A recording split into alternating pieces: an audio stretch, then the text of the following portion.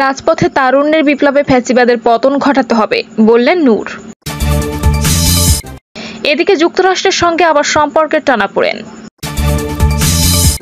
জানাবো, ভোটারকে ভয় দেখালে প্রার্থিতা বাতিল হবে, বললেন ইসি রাশেদা। আরো জানাবো, ভিডিও ফুটেজে দেখা গেল সুটকেস সহ এমপি আনারের 2 কিলার। এবং সর্বশেষ জানাবো, এবার সোমালি জলদস্যুদের কবলে এমভি ব্যাসিলিঙ্ক। শুনছিলেন সংবাদ শিরোনাম, এবারে বিস্তারিত। রাজপথে তারুণ্যের বিপ্লবে ফ্যাসিবাদের পতন ঘটাতে হবে, বললেন নূর। বাজার কারসাজি, দুর্নীতি, লুটপাট ও অর্থ পাচারের সঙ্গে জড়িতদের গ্রেপ্তারের দাবিতে শুক্রবার বিকালে জাতীয় প্রেস ক্লাবের সামনে বিক্ষোভ সমাবেশ করেছে গণ অধিকার পরিষদ ঢাকা মহানগর উত্তর দক্ষিণ শাখা। সমাবেশ শেষে প্রেস ক্লাব থেকে মিছিল শুরু করে বিজয়নগর পানির ট্যাঙ্কির মোড়ে গিয়ে শেষ হয়।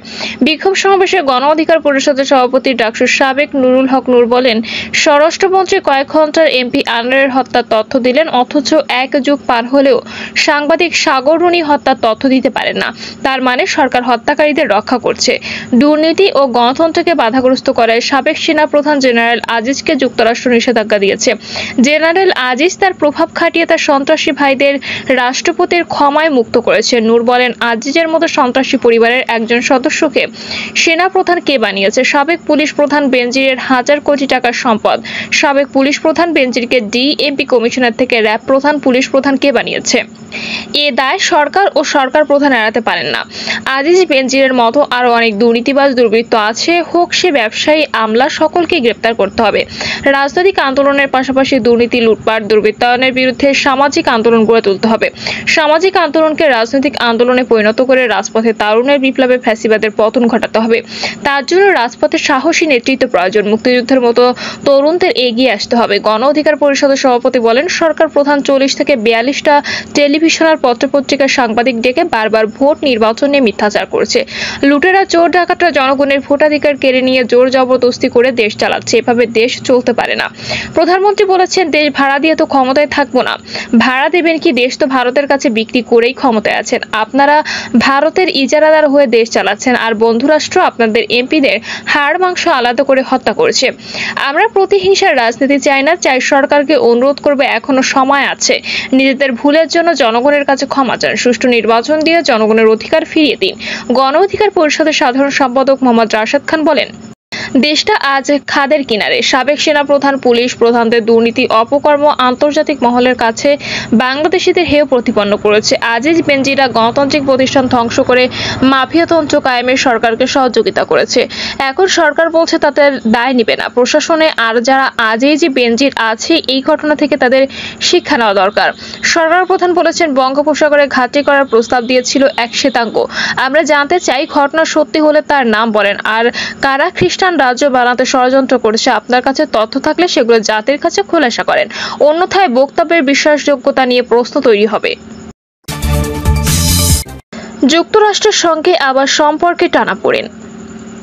মার্কিন যুক্তরাষ্ট্রের সঙ্গে বাংলাদেশের সম্পর্কে টানাপোড়েন ছিল নির্বাচনের আগে মার্কিন যুক্তরাষ্ট্র বাংলাদেশের নির্বাচনকে অবাধ, সুষ্ঠু এবং অংশগ্রহণমূলক করার জন্য নানা রকম বিধিনিষেধ আরোপ করেছিল। এমনকি ভিসা নীতিও জারি করেছিল। বাংলাদেশে যেন শেষ পর্যন্ত নির্বাচন হতে পারে, এজন্য ভারত ও মার্কিন যুক্তরাষ্ট্রের সঙ্গে প্রভাব বিস্তারের চেষ্টা করেছিল। সবকিছু মিলিয়ে শেষ পর্যন্ত 7ই জানুয়ারি নির্বাচন অনুষ্ঠিত হয়। নির্বাচনের পর মার্কিন যুক্তরাষ্ট্র নির্বাচনকে ত্রুটিপূর্ণ বলে অংশীদারিত্বের সম্পর্ক এগিয়ে নেওয়ার বার্তা দেয়। সর্বশেষ কদিন আগে যুক্তরাষ্ট্রের দক্ষিণ পূর্ব এশিয়া বিষয়ক সহকারী পররাষ্ট্রমন্ত্রী ডোনাল্ড লু সফর করে গেছেন। তিনি অতীতের তিক্ততা ভুলে সামনের দিকে তাকানোর বার্তা দিয়েছেন। তিনি বলেছেন, আমরা সম্পর্ককে আরও এগিয়ে নিয়ে যেতে চাই, কিন্তু তার যাওয়ার পরপরই মার্কিন যুক্তরাষ্ট্র এবং বাংলাদেশ সম্পর্কের অস্তিত্বের গন্ধ পাওয়া যাচ্ছে। গত 20 মে মার্কিন যুক্তরাষ্ট্র বাংলাদেশের সাবেক সেনাপ্রধান আজিজ আহমেদ এবং তার পরিবারের বিরুদ্ধে নিষেধাজ্ঞা আরোপ করেছেন। এই নিষেধাজ্ঞার ফলে বাংলাদেশ মার্কিন যুক্তরাষ্ট্র সম্পর্ক নিয়ে নতুন করে টানাপোড়েন হয়েছে কিনা সে প্রশ্ন সামনে এসেছে। যদিও পররাষ্ট্রমন্ত্রী মার্কিন যুক্তরাষ্ট্র নিষেধাজ্ঞাকে ব্যক্তির উপর নিষেধাজ্ঞা হিসেবে অভিহিত করেছেন। এর ফলে সরকারের সঙ্গে সম্পর্কের কোনো ব্যত্যয় ঘটবে না বলে উল্লেখ করেছেন। কিন্তু গতকাল 14 দলের বৈঠকে প্রধানমন্ত্রী শেখ হাসিনা আবার মার্কিন বিরোধী অবস্থান গ্রহণ করেছেন। প্রধানমন্ত্রী শেখ হাসিনার কাছে সবচেয়ে বেশি খবর আছে এবং তিনি নিঃসন্দেহে কোনো তথ্য উপাত্তের ভিত্তিতে মার্কিন যুক্তরাষ্ট্রের সমালোচনা করেছেন।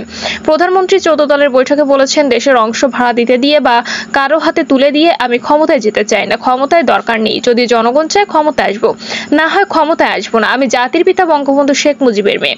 তিনি কোনো এক সাদা চামড়া প্রস্তাবের প্রতি ইঙ্গিত করে বলেন, আমরা মুক্তিযুদ্ধ করে দেশ স্বাধীন করেছি, কাজেই কারো কাছে আমরা নথি স্বীকার করব না। প্রধানমন্ত্রী এই বক্তব্যের পর আবার নতুন করে আলোচনা জন্ম দিয়েছে। তাহলে কি মার্কিন যুক্তরাষ্ট্র বাংলাদেশে নতুন করে প্রভাব বিস্তারের চেষ্টা করছে? মার্কিন যুক্তরাষ্ট্র কি বাংলাদেশকে নিয়ে নতুন পরিকল্পনা আসছে? যদিও ডোনাল্ড ট্রাম্প এই সফরের পর সরকারের বিভিন্ন মহলের মধ্যে একটা ফুরফুরে ভাব লক্ষ্য করা গিয়েছিল। বিএনপির মধ্যে এক ধরনের হতাশা দেখা গেছে। বিএনপি নেতারা পরিষ্কার বলেছেন, মার্কিন যুক্তরাষ্ট্র কি করলো না করলো সেটা নিয়ে তাদের যায় আসে না। কিন্তু এখন প্রধানমন্ত্রীর বক্তব্যের পর অনেকেই মনে করছেন মার্কিন যুক্তরাষ্ট্র সম্ভবত বাংলাদেশে নতুন করে চাপ দিতে যাচ্ছে এবং এই ধরনের কিছু তথ্য সরকারের কাছে আছে। এই চাপের প্রেক্ষাপটের কারণ কি তা নিয়ে কূটনৈতিক অঙ্গনের নানামুখী আলোচনা চলছে। অনেকেই মনে করেন যে বাংলাদেশ তার যে বেসামরিক বিমান চলাচলের জন্য উড়োজাহাজ কিনবে, সেই উড়োজাহাজ বিক্রির জন্য মার্কিন যুক্তরাষ্ট্র আগ্রহ দেখিয়েছে। মার্কিন উৎপাদিত বোয়িং কেনার জন্য সরকারের উপর এক ধরনের চাপ প্রয়োগ করা হচ্ছে। এছাড়াও বাংলাদেশে যে সমস্ত মার্কিন প্রতিষ্ঠান কাজ করে, সেই প্রতিষ্ঠানগুলো তাদের লাভের টাকা নিয়ে যেতে পারছে না। আর্থিক সংকটের কারণে এই টাকা আটকে দেওয়া হয়েছে। এই বিষয়টি ডোনাল্ড লুস সালমান এফ রহমানের কাছে উপস্থাপন করেছিলেন। এখন গভীর সমুদ্র বন্দরে তেল গ্যাস অনুসন্ধানের জন্য টেন্ডারের কাজ চলছে। সেই টেন্ডার প্রক্রিয়াতেও মার্কিন যুক্তরাষ্ট্র হিস্সা চায়। আর এই ব্যবসায়িক কারণগুলোতে মার্কিন যুক্তরাষ্ট্র বাংলাদেশের উপর নতুন করে চাপ প্রয়োগ করছে কিনা তাহলে আলাপ আলোচনা আছে।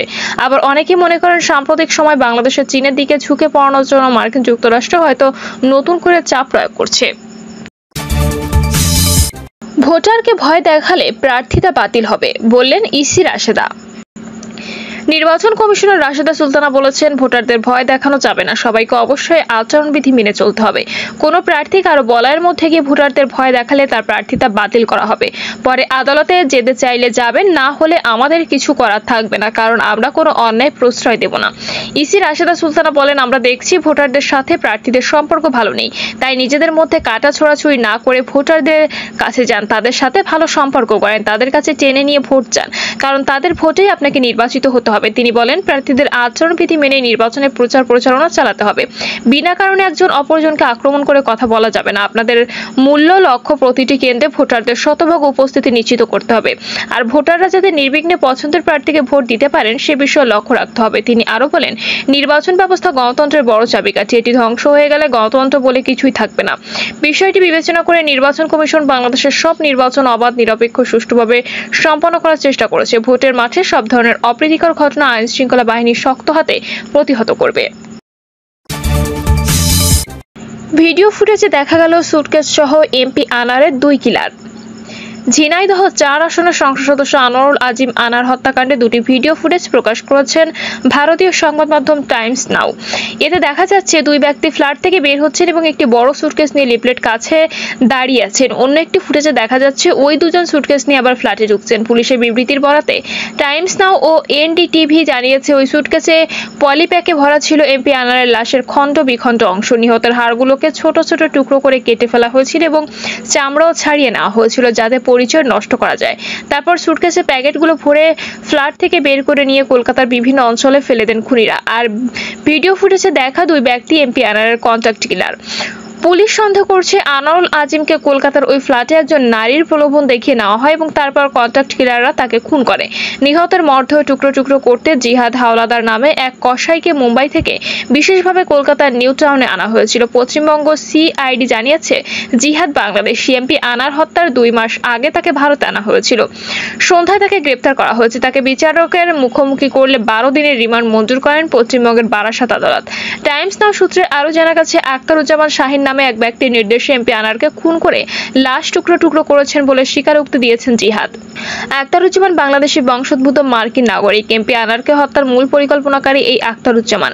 প্রাথমিক তদন্তে জানা গেছে, আনারকে খুন করতে খুনিদের সঙ্গে প্রায় 5 কোটি টাকা চুক্তিবদ্ধ হন আক্তারুজ্জামান। টাইমস নাও বলছে, কলকাতার নিউ টাউন এলাকার যে ফ্ল্যাটটিতে এমপিকে খুন করা হয় সেটি তার বন্ধুকে ভাড়া দিয়েছিল ফ্ল্যাটের মালিক। তিনি আবগারি বিভাগের একজন কর্মচারী। প্রসঙ্গত, আনোয়ারুল আজিম আনার গত 13ই মে কলকাতায় নিখোঁজ হন। উত্তর কলকাতার বরাহনগর বাসিন্দা আনারের বন্ধু গোপাল বিশ্বাস স্থানীয় পুলিশের কাছে নিখোঁজের অভিযোগ দায়ের করেন। অভিযোগ লেখা হয়, আনার বাংলাদেশ থেকে কলকাতায় আসার পর গোপাল বিশ্বাসের বাড়িতে থাকছিলেন। 13ই মে বিকেলে ডাক্তারের অ্যাপয়েন্টমেন্টের জন্য তার বাসা থেকে বের হওয়ার পর থেকে যোগাযোগ বিচ্ছিন্ন হয়। সেই ডায়েরি সূত্রে নিখোঁজ সংসদ সদস্যের খোঁজ শুরু হয়। পরে 22 মে কলকাতার নিউ টাউনের সঞ্জীবা গার্ডেন্সের একটি ফ্ল্যাটে রক্তের দাগ দেখতে পাওয়া যায়। লাশ না মিললেও সেখানে আনারকে খুন করা হয়েছে বলে নিশ্চিত করে পশ্চিমবঙ্গ পুলিশ। পরিস্থিতিগত প্রমাণ ইঙ্গিত দেয় এমপিকে প্রথমে শ্বাসরোধ করে হত্যা করা হয়েছিল এবং তারপরে তার দেহকে কয়েক টুকরো করা হয়েছিল। এবার সোমালিয়া জলদস্যুদের কবলে এমভি ব্যাসিলিস্ক। লাইবেরিয়ার পতাকাবাহী এমভি ব্যাসিলিস্ক নামের একটি জাহাজ ছিনতাই করেছে সোমালিয়ান জলদস্যুরা। সোমালিয়ার রাজধানী মোগাদিসু থেকে প্রায় 380 নটিক্যাল মাইল পূর্ব থেকে জলদস্যু আক্রমণের এই ঘটনাটি ঘটেছে। জাহাজটি নেদারল্যান্ডের রটারডাম থেকে ছেড়ে কেপ ভার্দে পোর্টে থেমে আবার সংযুক্ত আরব আমিরাতের জাবাল আল আলী বন্দরের দিকে যাচ্ছিল। জাহাজটি পরিচালনাকারী প্রতিষ্ঠান মিনমেরিন এমপিপি শিপ ম্যানেজমেন্টের একজন মুখপাত্র এমভি ব্যাসিলিস্কের জলদস্যুদের কবলে পড়ার বিষয়টি নিশ্চিত করেছেন। প্রিয় দর্শক, এই ছিল এখনকার সর্বশেষ সংবাদ। আপডেট সব সংবাদ পেতে চ্যানেলটি সাবস্ক্রাইব করে বেল আইকনটি ক্লিক করে রাখুন।